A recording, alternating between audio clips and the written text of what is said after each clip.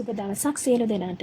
අද මම කතා කරන්න යන්නේ කොහොමද අපි හදාගත්තු ෆෝල්ඩර් එකකට අපිට අවශ්‍ය කරන ෆයිල්ස් ටික කොපි කරගන්න කියලා. අපි බලමු එහෙනම් කොහොමද කරන්න කියලා.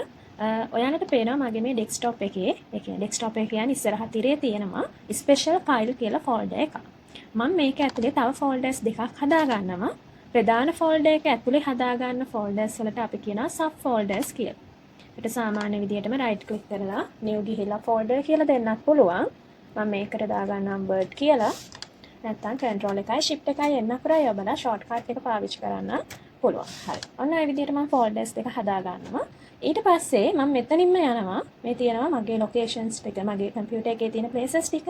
මම මේකෙන් document වලට ගිහින් මේ document එකේ තියෙන මේ තැනින් තැන දාලා තියෙන files ටික මට අවශ්‍යයි අර මගේ folder එකට copy කරගන්න. එතකොට ඔයාලා දැක්කා Word කියලා folder එකක් හැදුවා. ඒකට මෙන්න මෙතන තියෙනවා Word කියලා files දෙකක්. මම මේ දෙක copy කරගන්නවා. ඉස්සෙල්ලාම select කරන්න.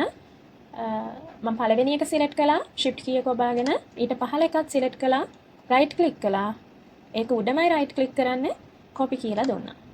ඊට පස්සේ මම මේක minimize කරලා මගේ desktop එකේ folder එක open කරගෙන Word folder එකත් open කරගෙන right click කරලා paste කියලා දුන්නා. දැන් බලන්න මෙතනට ඇවිල්ලා තියෙන්නේ. බලන්න මෙතනක් තියෙනවා මෙතනක් තියෙනවා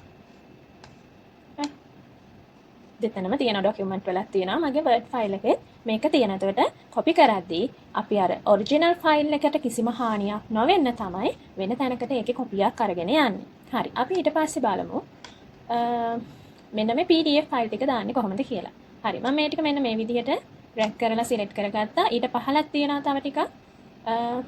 මම ඒක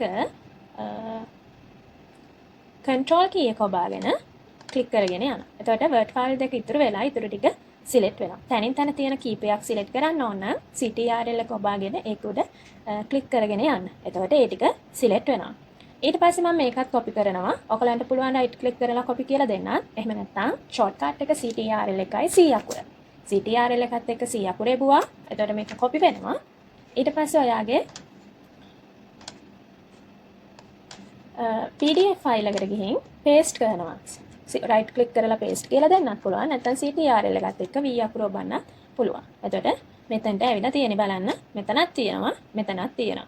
ඔන්න ඒ විදිහට තමයි අපි copy paste කරන්නේ. වෙන තැනක තියෙන එක තවත් තැනකට copy කරගන්න විදිය තමයි මේ කතා කළේ. සියලු දෙනාටම සුබ දවසක්.